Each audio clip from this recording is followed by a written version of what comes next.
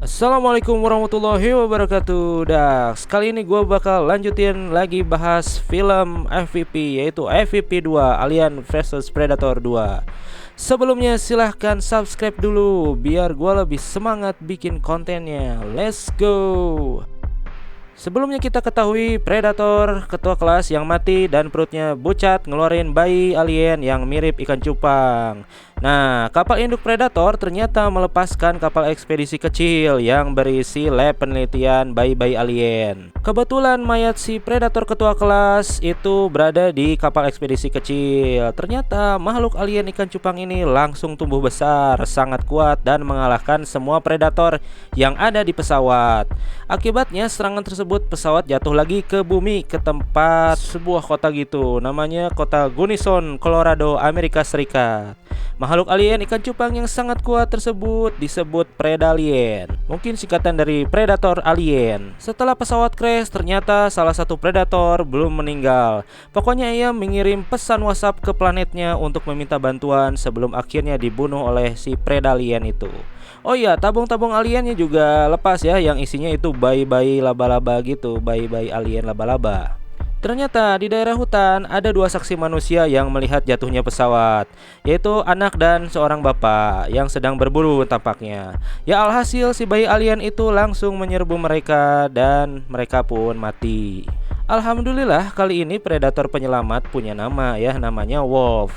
Lagi asik-asik nonton Netflix, si Wolf dapat pesan WhatsApp, musibah ya, geram tuh si Wolf. WhatsAppnya itu dari yang tadi itu Predator yang sebelum dibunuh sama Predalien. Langsung siap-siap si doi si Wolf ini, nggak perlu nunggu lama, langsung aja dia capcus sendirian dari planet Predator ke bumi. Scene pun beralih ke kota Colorado. Nah, pokoknya di situ ada peran utama ya, namanya si Dallas Howard yang disambut oleh si Eddie Morales, seorang polisi. Pokoknya mereka itu membahas tentang kehidupan ya, slice of life gitulah. Pokoknya scene-scene itu memperlihatkan beberapa tokoh utama ya, salah satunya adiknya si Dallas, yaitu si Ricky Howard yang bekerja sambilan jadi pizza boy. Setelah beberapa saat ada beberapa kejadian juga ya, dari si Ricky, dia dibully tuh sama teman-temannya.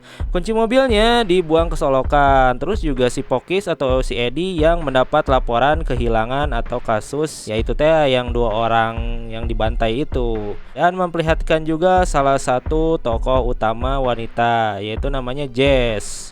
Si Jess ini seorang militer, Dax. Tentunya alien yang udah lahir dari perut bapak anak itu ternyata sudah membesar dan menjadi alien xenomorphs ya dah ya. Mereka mencari mangsa manusia, salah satunya gelandangan-gelandangan yang tinggal di got atau gorong-gorong. Pokoknya si Preda alien dan sahabat alien itu mencari cara untuk berkembang biak. Setelah beberapa saat, si mamang Predator Wolf akhirnya sampai juga di bumi.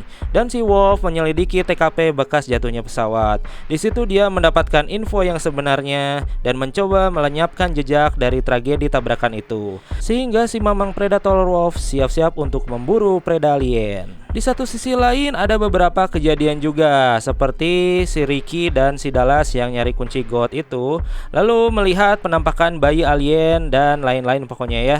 Salah satu kejadian yang hebat yaitu pencarian polisi terhadap orang yang hilang itu, dua orang bapak dan anak. Alhasil semuanya menyebabkan kepanikan. Nah, di hutan kan masih ada si mamang Predator Wolf yang lagi beres-beres mayat. Kelihatan oleh salah satu tim polisi ngendap-ngendap. Akhirnya si Wolf mau gak mau harus ngebantai itu si polisi. Kasus polisi jadi makin suram ketika menemukan jasad polisi yang dikuliti dan digantung itu mirip ciri khasnya Predator membunuh manusia. Beberapa saat si mamang Predator Wolf mencoba melacak jejak sahabat-sahabat alien Dax. Ketemu tuh di gorong-gorong dan baku hantam pun terjadi. Si mamang Wolf emang keren dan jago, dan pokoknya dia bukan Predator siswa baru yang cupu-cupu ya. Tapi di situ si Predalien tampaknya juga bisa merepotkan si mamang Wolf juga. Jadi pas di gorong-gorong itu ketemu ya mereka kopdar gitu, lalu baku hantam tuh. Alhasil sisa sahabat alien itu berhasil melarikan diri ke pusat kota. Pembantaian sahabat-sahabat alien keluarga pun terjadi. Si Mamang Predator Wolf pun dia lebih milih ngejar alien-alien yang melarikan diri ke tempat PLN alias pusatnya listrik dari kota Colorado itu. Tapi karena gak fokus, si Mamang Wolf malah terluka dan main tembak-tembak ke daerah gardu listrik yang akhirnya menyebabkan satu kota aliran atau mati lampu. Di waktu yang lain menceritakan juga si Ricky yang main sama seorang cewek di kolam renang sekolah. Kayaknya si Ricky mau enak-enak ya. Gak jadi, keburu dibully tuh di kolam sekolah. Terus tiba-tiba alien ada yang nyasar ke situ dan ikut berenang. Si Ricky dan teman yang membulinya itu lalu panik melarikan diri dan mereka pun akhirnya tidak semuanya selamat dah. Ada satu korban jiwa yang mati sama si alien. Dan alien yang coba memakan korban jiwa itu lagi colok-colokan gitu. Tapi tiba-tiba dicolok lagi sama si Mamang Wolf dari belakang. Kalau dilihat-lihat si Mamang Wolf ini kelakuannya kayak office boy Dax, membereskan semua barang-barang alias barang bukti atau kejadian yang berhubungan dengan alien. Nah, di tengah pelariannya, si Ricky dan kawan-kawan itu ketemu juga sama komplotan-komplotan polisi plus kakaknya si Dallas Howard. Si Ricky dia mencoba memberitahu kejadiannya. Lalu mereka capcus ke sekolahan tuh si polisi sama si Dallas untuk melihat kejadian yang sebenarnya. Ternyata si Mamang Office Boy alias Mamang Predator mainnya rapih Dax. Mayat semua hilang sampai kolam-kolamnya pun ikut dikuras sama si dia. Rajin banget bener si doi ini. Employee of the month lah pokoknya si Predator Mamang Wolf ini ya. Sebelumnya tokoh utama wanita si Jess juga keluarganya diteror tuh sama si sahabat alien. Alhasil suaminya si Jess die. Namun si Jess sama anak ceweknya berhasil lolos melarikan diri. Nah, kota memang sudah terlihat chaos karena banyak wabah dari sahabat-sahabat alien. Sempet tentara nasional itu datang, tapi tetap terbantai juga tuh sama para sahabat alien. Lalu Dallas dan kawan-kawan yang mampir ke toko senjata ternyata ketemu sama si Jess yang telah melarikan diri sama anaknya juga ya.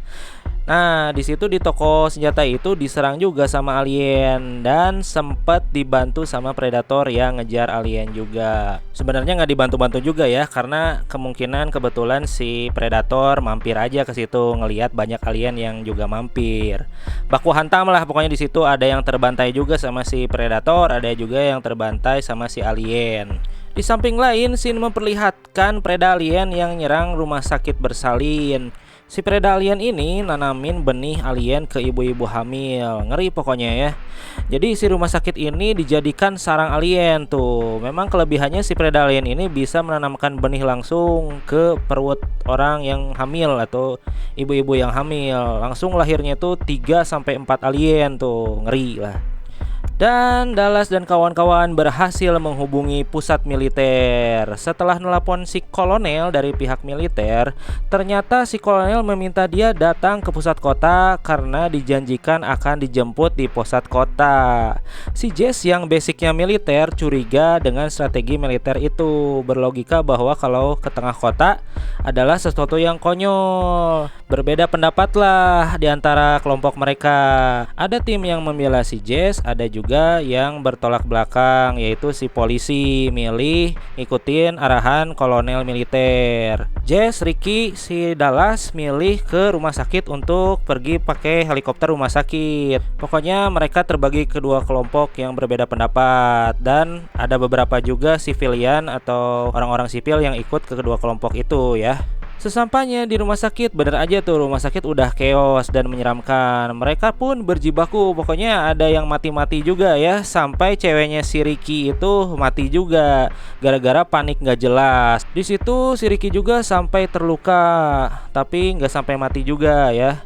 Namun benar, masih ada helikopter yang ada di rooftop. Mereka pun berjibaku untuk menggapai helikopter tersebut. Ternyata si Mamang Predator memang milih hadir di situ karena ada si Preda alien juga ya. Dallas dan kawan-kawan alhasil berhasil cabut pakai heli dan selamat. Setelah penuh kekeosan, Mamang Predator si Wolf melanjutkan baku hantam yang sangat seru dengan raja terakhir si Predalien. Dan feeling si Jess dan kawan-kawan bener, ternyata kolonel mau gak mau harus ngebom si kota itu ya. Emang gak ada pilihan lain juga sih ya. Alhasil si Eddie dan warga yang pergi ke tengah kota ya pasrah aja, harus menerima tamparan bom nuklir. Seisi kota pun hancur termasuk Predator yang lagi gelut. Dan Dallas kawan-kawan pun sempat keras juga gara-gara terkena imbas dari ledakan itu. Untungnya mereka masih selamat dan ditolong sama pihak militer. Permasalahan pun selesai. Pihak pemerintah di akhir-akhir scene memperlihatkan memberikan sebuah pistol yang sebelumnya dibawa si Dallas ya kepada ibu-ibu hipster namanya Ibu Yutani. Jadi udah tau lah siapa Yutani itu ya. Kalau yang ngikutin video gua sebelumnya pasti udah nggak asing nama Yutani, Wayland dan Yutani. Pokoknya perusahaan-perusahaan yang terlibat di film Alien atau Predator. Jadi kalian bisa simpulkan sendiri kan bahwa ini udah ada garis merahnya. Kenapa di film Alien series yang gua bahas di video sebelum-sebelumnya itu ada nama Wayland dan Yutani. Begitulah ceritanya ya. Oke deh Dax, terima kasih udah menyimak sampai akhir. Terima kasih banget dan sampai jumpa di video gua selanjutnya. Wassalamualaikum warahmatullahi wabarakatuh.